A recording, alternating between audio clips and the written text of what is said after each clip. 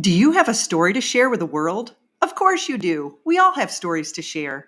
An Anchor podcast allows you to share your interests in a way that connects to others all across the globe. If you have been considering starting your own podcast and don't know where to begin, Anchor makes it easy to record, edit, and publish with the click of a button. You can even add music.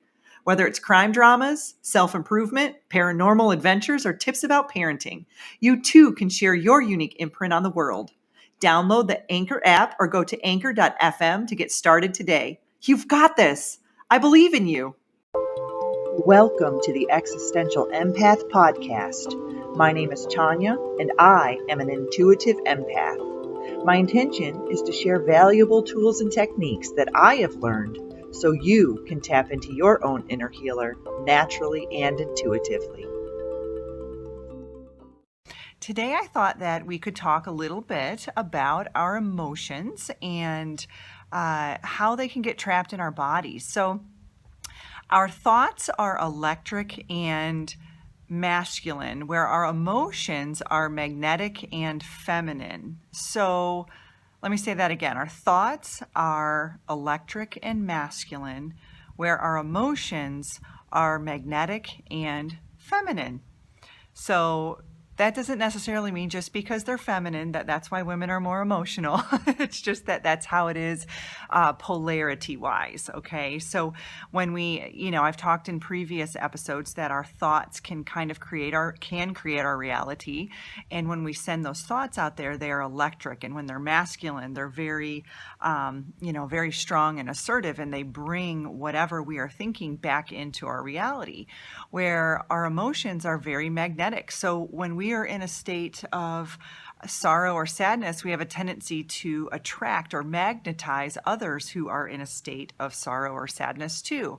And these emotions can get trapped in our body, and they can get trapped from the size of, say a penny, all the way up to the size of a cantaloupe, depending on where they decide to move. And these emotions are energy.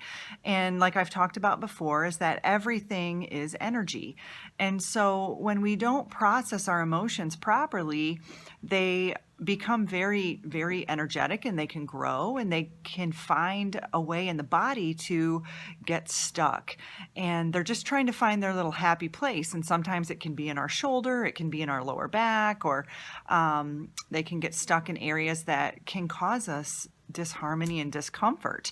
And if we aren't properly processing those emotions, whether it be through consciously recognizing that emotion, maybe we've gone through a loss or a death, and we decide that we want to just, stuff it down and focus on work and really distract ourselves with other things in our lives, that emotion is not going to go away. It's going to just grow bigger and bigger, and it's going to find its own little place to sit in the body until we actually sit down and take a look at it, right? So if we aren't properly processing those emotions, they can grow and grow and grow, and they create these larger and larger and larger balls of energy that get trapped in our body. So where do certain emotions have a tendency to get trapped in the body? So when it comes to our heart and our small intestine are connected when it comes to these different areas or chambers that I'm going to talk about. So the heart and the small intestine, you can have certain emotions like abandonment, betrayal, heartache, of course. Insecurity is a big one that gets trapped in the heart. The feeling of loss or love unreceived, like maybe you're giving out a lot of love, but you're not receiving a lot of love. And that in itself can cause a trapped emotion to get trapped in the heart area. Vulnerability, right? When we're vulnerable and we put ourselves out there and then someone hurts us, it hurts our heart. Have you ever had that feeling where you're just, you lose something, or you go through a really devastating breakup and you can't breathe, and it just feels like it feels like your heart is broken, and that is a terrible, terrible feeling. And those are the types of emotions that can get trapped in our heart area. When it comes to our lung and our colon are both attached. So when we trap certain emotions, they get trapped in our lung and our colon. Also, our lung and our heart can have certain emotions that get trapped, like grief. Grief is a significant one. You could be struggling with, maybe COPD or asthma or some sort of a heart condition. Ask yourself, have you processed the grief in your life? Is there some sort of a loss that you suffered? And it could be at a young age. It really could be. It doesn't have to be like in the past 6 months. It can be far away, and it can actually be generational as well. So maybe there was some sort of a grief that your mom suffered when you were in the womb, and you absorbed that grief, and now you're struggling with asthma and COPD and a whole bunch of other ailments. Grief is notorious for getting stuck in the lungs and in the heart. Some other emotions that have a tendency to get stuck in the lung and the colon are rejection. That's a big one. And we've all suffered rejection before, and there's a fear of that rejection. Sadness and sorrow, those sit really heavily in the lungs, and those correspond with grief.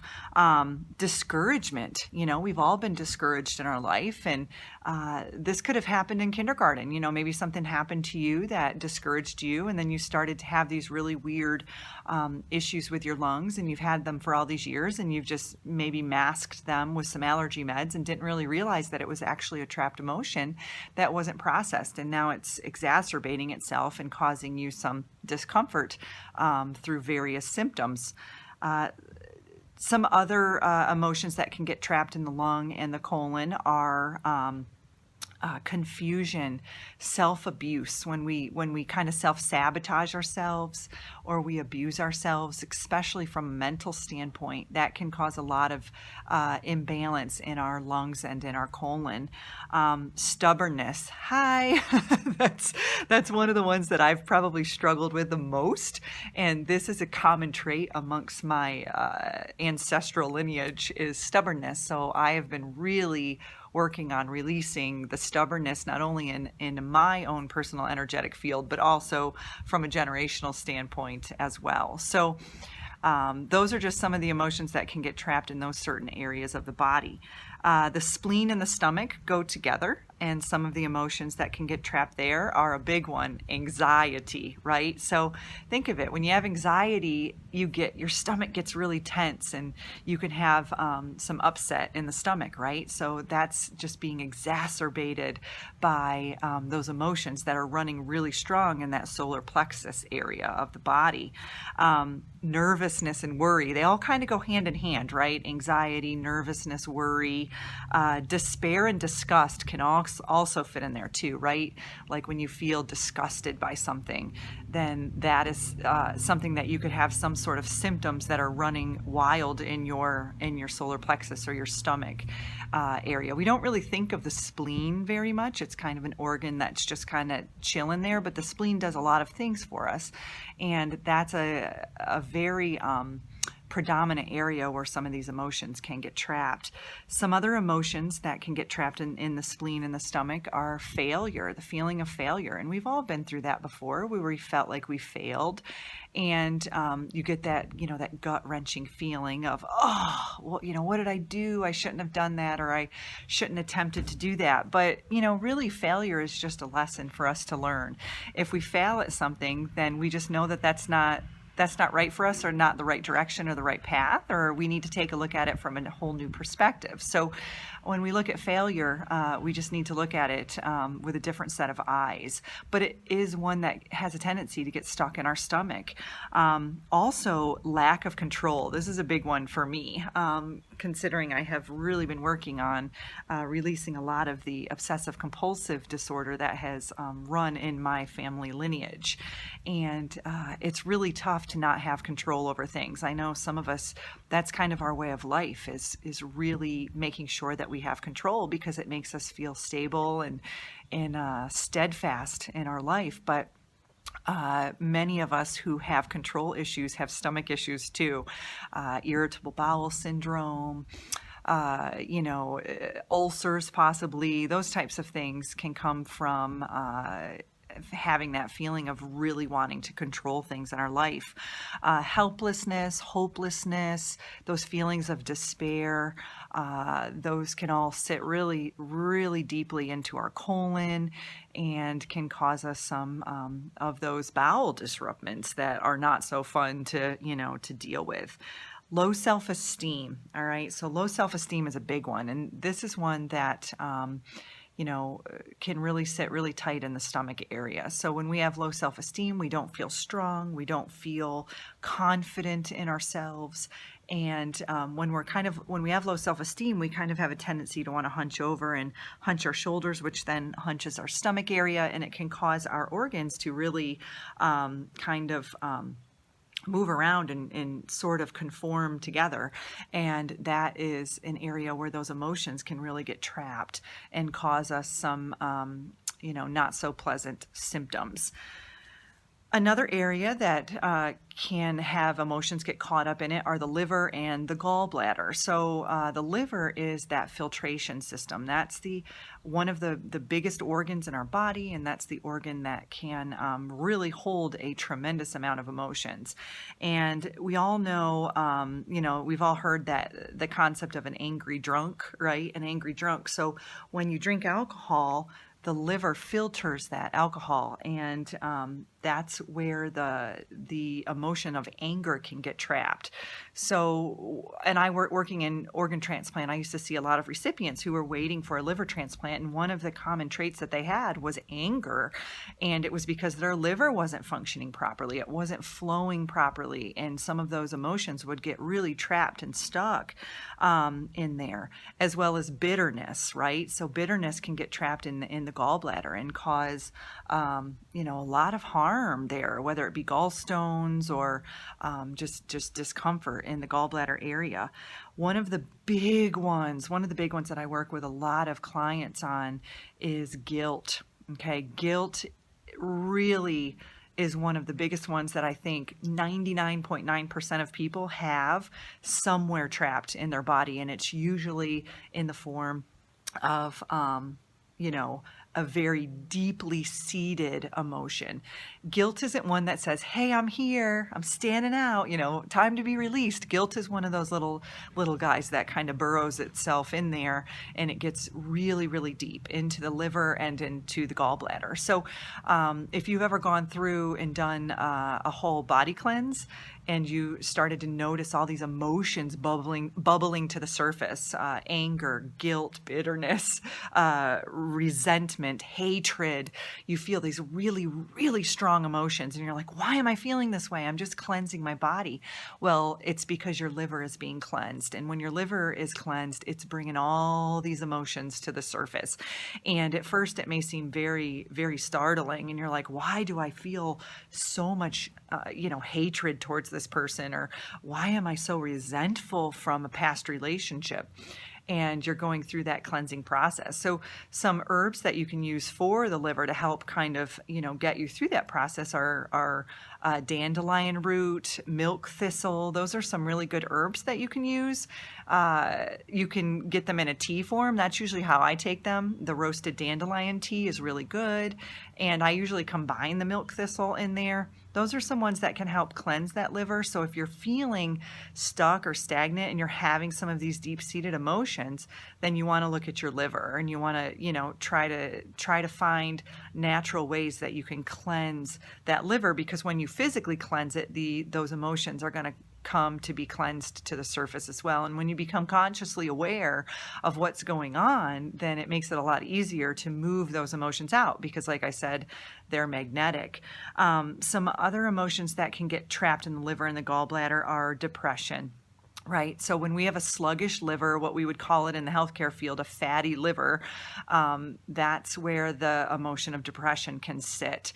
And when we aren't properly, going with the flow and filtering out all of the garbage and the toxins that are coming in through our food and through our environment and through our mind and through the news, all of these things that we're being bombarded with on a daily basis. The liver is filtering these guys out, and our liver is working on overdrive. And if we aren't, filtering it out fast enough, then it's getting stuck and it's causing those symptoms of depression. Indecisiveness is a big one. That was one that I kind of was vacillating with a lot. Like, should I move here? Should I move there? Should I quit this job and start this? Should I do that? Should I do that? Very indecisive, sitting on the fence all the time and not really taking a strong affirmative, stance or action in one direction. I was really stuck. And I started to cleanse my liver. I started to do certain things that I could do to cleanse that area. And it was amazing how things just started to slowly start moving forward in a direction. I started to choose a path and actually follow that path and actually move in that direction. And it all started because I started to cleanse my liver and started taking herbs and different supplements that would help that particular organ flourish, right? Panic is a big one. And I think we've all suffered panic at some point in our life. So if you seem to have panic attacks a lot, or you're in a panicky state, then take a look at cleansing your liver. You may notice a difference when you start to take some of those herbs and supplements to try and release whatever those blockages are in your liver. You will probably notice that your panic attacks will start to go down. Another area that we struggle with a lot, and this is where a significant amount of emotions get trapped, are the kidneys and the bladder area. So specifically for women, I know, for me, this was an area where I was like, wow, I spent a lot of time in this area cleansing a lot of these emotions and working on releasing them. So some of the emotions that are pretty significant that can get trapped in these areas are fear, big one, fear, dread, horror, and just overall feeling peeved, feeling, frustrated or annoyed by things in your life. And this is an area where fear really sits in the kidneys. So maybe you're struggling with kidney stones or some sort of a bladder problem. You may want to look at, what are you afraid of in your life? Is there something that's coming to the surface for you that you aren't facing? Maybe you're in a relationship and you know that it's not working out and you want to move forward, moving out of that relationship, but you're terrified. You're terrified of being alone. You're terrified of, what the future holds, and you're having bladder leakage problems, or maybe you're having a kidney stone. Take a look at that. Take a look at, what are you afraid of? What are you not facing in your life? Conflict is a big one that gets stuck in the kidneys as well. Are you having a lot of conflict in your life? Is there something that you're really struggling with to find inner peace and balance around? Creative insecurity. So the kidneys and the bladder fall into the sacral chakra area, and the sacral chakra, the color is orange, and that's where our creative center sits, right? So that's where we create, for women, that's where we create babies, and for men and women, that's where we create a lot of our passion and our things that we want to follow in our life. That's where our inspiration comes from, our motivation.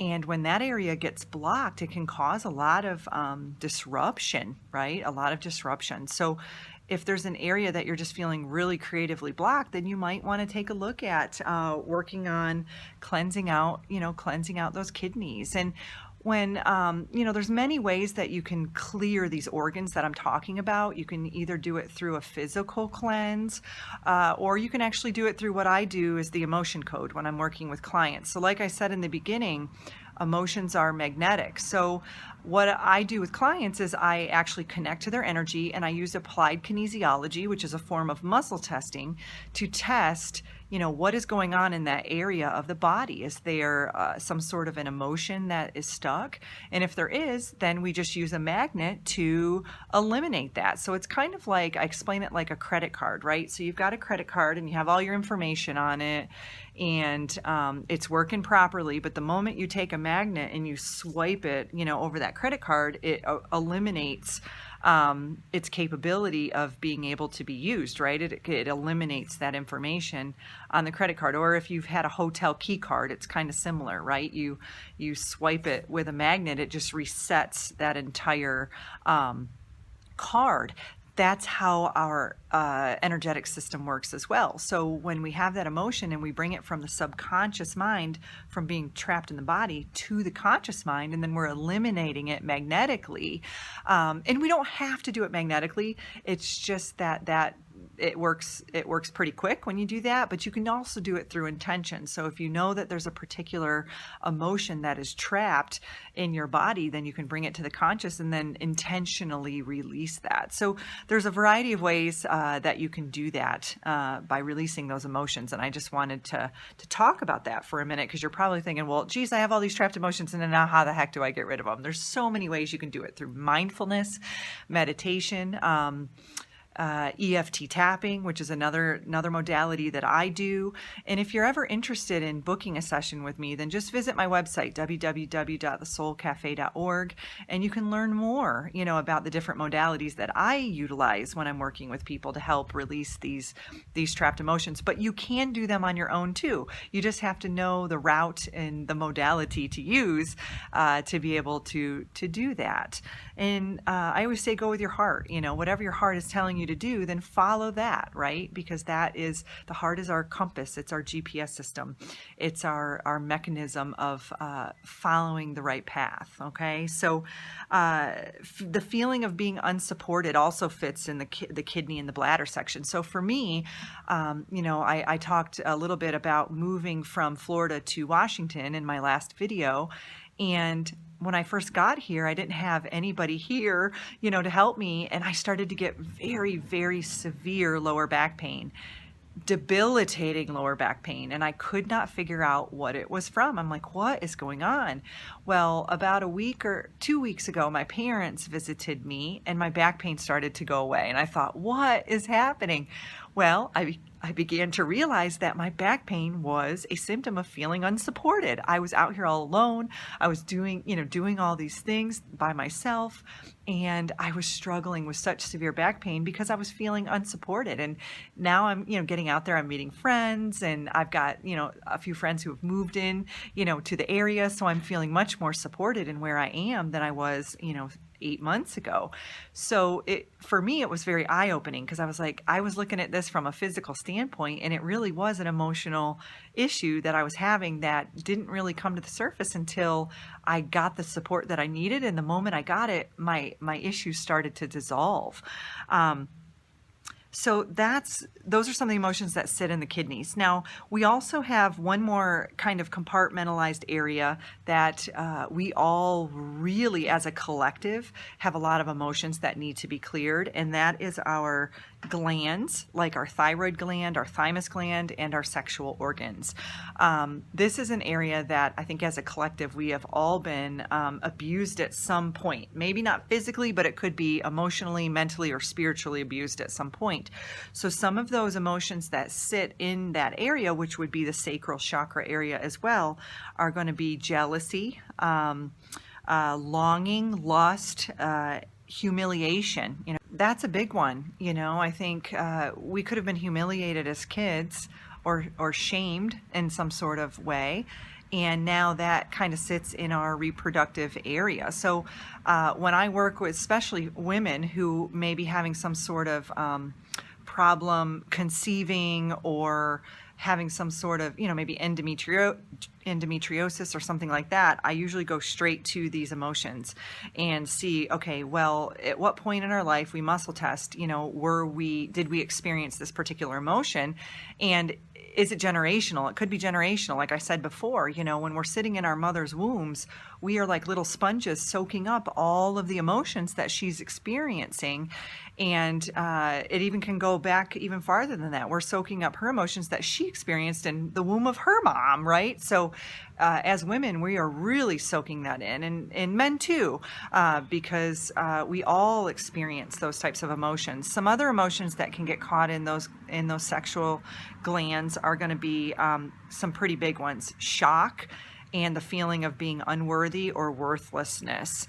And those are those those body issues that we may have, that negative self-talk that we may have about our weight or the way we look or the way we feel about ourselves. Those get trapped in those sexual organs. And when we have sexual intercourse with others, we actually intertwine our energy, and we can pick up on some of those energetic magnetic emotions that that person may have experienced in their past too. So as you know, being an empath, I've learned that it's important to cleanse our own energy because we are constantly picking up, like little magnets, little sponges, everybody else's energy around us.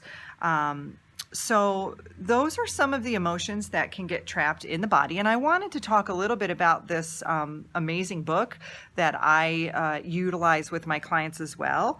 And it's from Carol K. Truman, and it's called Feelings Buried Alive Never Die. Now, it does come in a book, but I bought the flip chart, and I love this because you can actually go in there and take a look at what is your issue or your ailment, and it tells you specifically what the emotion is that's attached to that particular circumstance.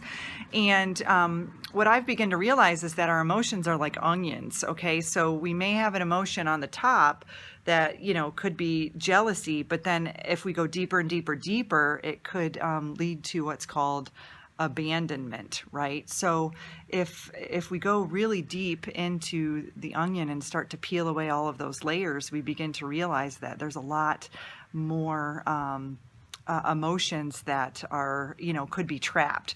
So in a session with a client, usually if it's the first session, I will kind of start on the surface to see where we're at, and then if the energy allows me to go deeper, I will. But if it doesn't, then usually in the second session, I can go a little bit deeper and find out what the root cause is to, you know, to that particular issue.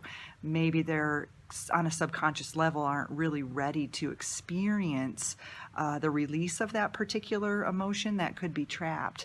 And if they aren't ready for that, then it could be really, kind of difficult for them to release that particular emotion. So I highly suggest you look into this book. If you're feeling like you're resonating with my topic today that I'm talking about, then definitely take a look at this book. I think you will really, really enjoy it. So when I work with clients, I use a combination of different modalities. I use the emotion code and EFT tapping, emotional freedom techniques, where you tap on different acupressure points and say certain statements to bring up the emotion or the issue from the subconscious mind to the conscious mind to be released.